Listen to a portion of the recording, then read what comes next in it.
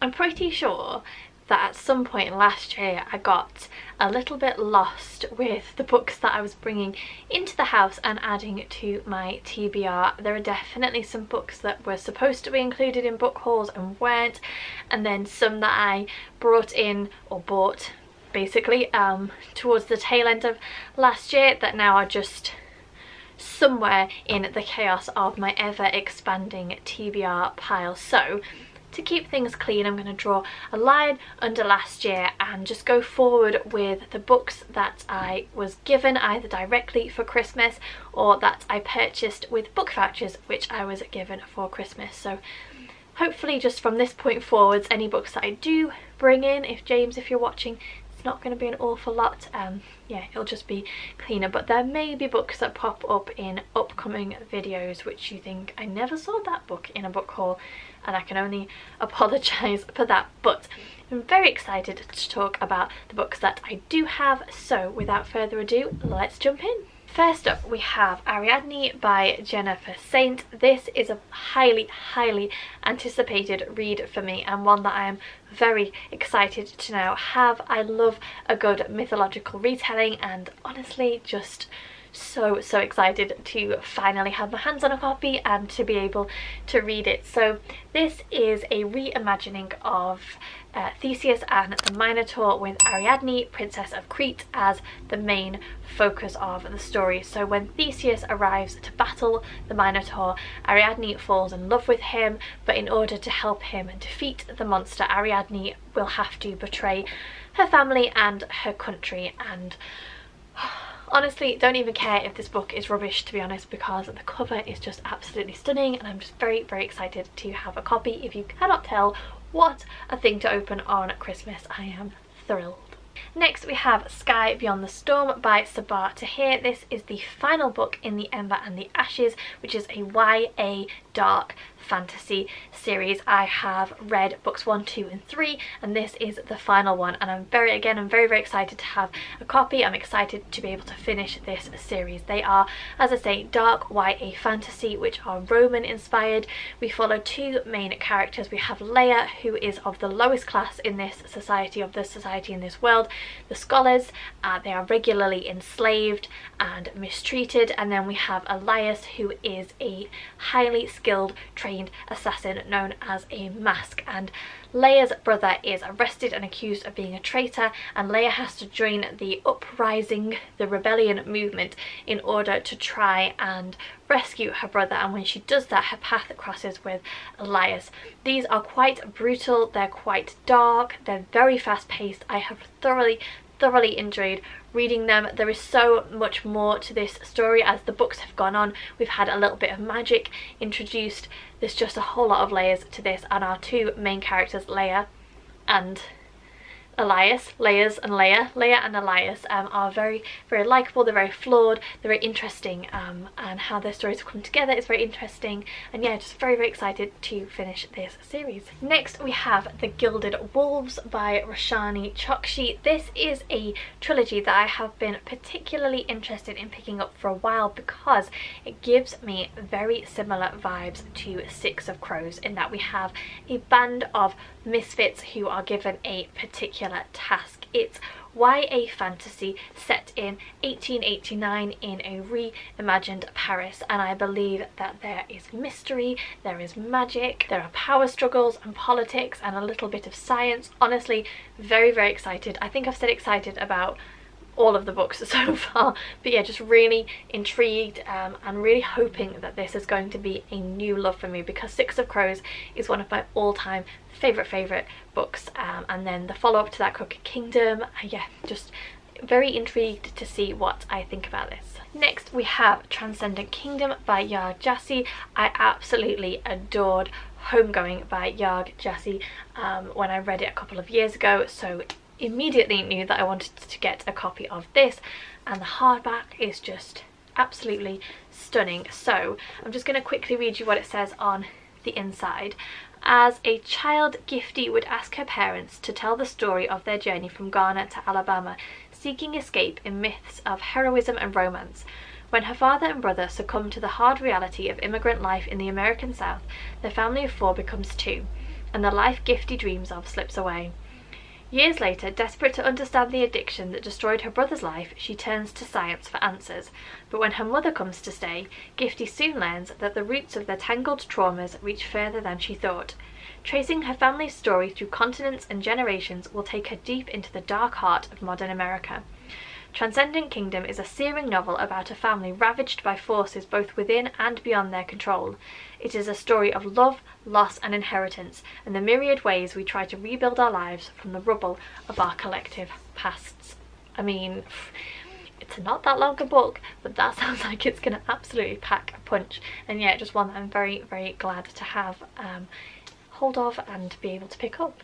I picked up the first book in quite a few fantasy series. I've already obviously mentioned Gilded Wolves, and this is the next one, which is The Poppy War by R.F. Kuang.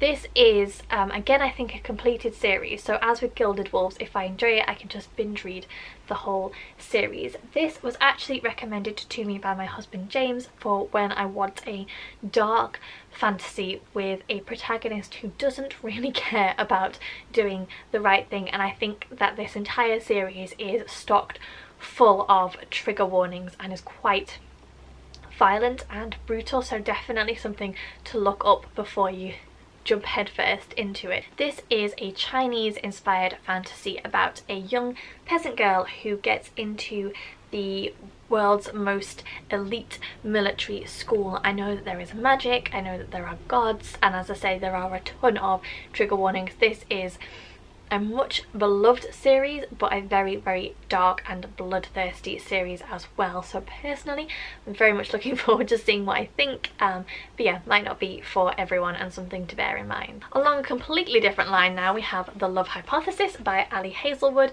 This is a book that I have already read and thoroughly enjoyed. I'll try to keep it brief because I can talk more about what I thought in my January wrap-up. So this is contemporary romance. We have two scientists who pretend to be in a relationship. Both have different things that they need to be in a relationship for, so they make an agreement that they will pretend to be a couple, but they actually then end up falling in love. It has just the right amount of romance, it has just the right amount of sharp and sassy dialogue between our characters. Really, really liked the main character Olive. I thought she was great.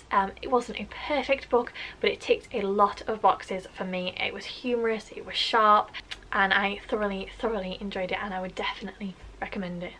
Next we have The Thursday Murder Club by Richard Osman. This is a cozy murder mystery about four friends who meet up weekly to discuss unsolved murders in their retirement village, and then a brutal murder takes place right on their doorstep, and the four friends find themselves basically at the heart of a real live murder investigation. And so our story unfolds. As with this type of book, I've tried not to read too many reviews or jump too far into it in case of any spoilers, but it's just one that I think is going to be a great read, and I'm very much looking forward to picking it up. Back to dark fantasy now, we have Jade City by Fonda Lee. I actually picked this up because James wanted to read it. I don't think that this particular series has been finished yet, so I'll just quickly read what it says on the back. Jade is the lifeblood of the city of Janloon, a stone that enhances a warrior's natural strength and speed. It is mined, traded, stolen and killed for, all controlled by two families equal in their power and ruthlessness. When a modern drug emerges that allows anyone, even foreigners, to wield Jade, simmering tension between the two clans erupts into open war. Don't think I need to say anything else. I think it sounds really good. Can't wait to pick it up. Next I picked up The Salt Path by Raynor Wynn. This is the only non-fiction that I picked up recently, although I would like to try and read some more non-fiction in 2022. So it is based on the author's actual experiences. Just after finding out that her husband was terminally ill, Raynor and her husband then lost their home and their livelihood, and so they made the decision to basically walk the 630-mile southwest coast path from Somerset to Dorset via Devon and Cornwall, living in a tent. So essentially they are homeless, and this is very much about their experience and about what they discovered along the way. Someone that I work with recommended this to me and they said it's really insightful and moving, and yeah, very much looking forward to picking it up this year. A bit of historical fiction now. We have Tsarina by Ellen Alpsten, and this is set in Russia. So it is 1699 and we're following the story of Marta, who is illegitimate, destitute and sold into slavery, but she goes on to become Catherine I of Russia after catching the eye of Peter the Great. Honestly, don't read many historical fiction books set in Russia, don't read many historical fiction set in this particular period, so really looking forward to it. Again, I have a feeling that it's going to be quite dark. A lot of the books that I have picked, bar only a small amount, are actually quite dark. I don't know what that says about my mood when I was book shopping, but yeah, lover, mother, murderer.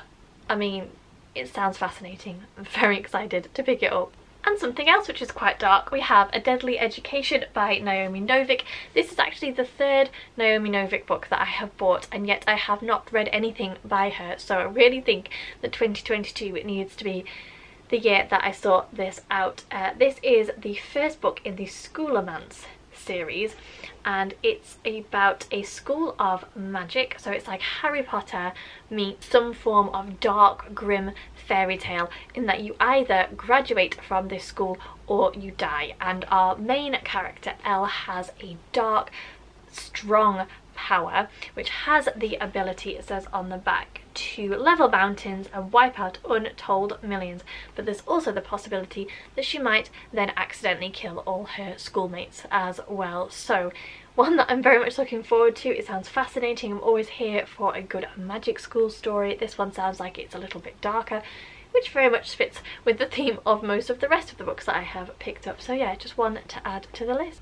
And then the final book that I'm going to talk about is Snow by John Banville. Again, this is quite dark. It's a crime mystery thriller set in Ireland, in Dublin, and we have a remote country village and a murder where everyone has something to hide, and our detective has to find out what exactly is going on. I have seen quite mixed reviews for this. I think that the subject matter is a little bit questionable and perhaps quite triggering for some people, so very intrigued. Never read anything by John Banville before. This was recommended by Waterstones. It was their thriller of the month in November or December last year, so very intrigued to see what I think. I'm hoping to read this soon. I have added it to my winter TBR because I think it's perfect for this time of year. So yeah, another one that I am glad to have picked up. So there you go, they are all my recent acquisitions. As I said earlier, I'm not gonna add too many books in, although I always say that and then I end up going on some kind of big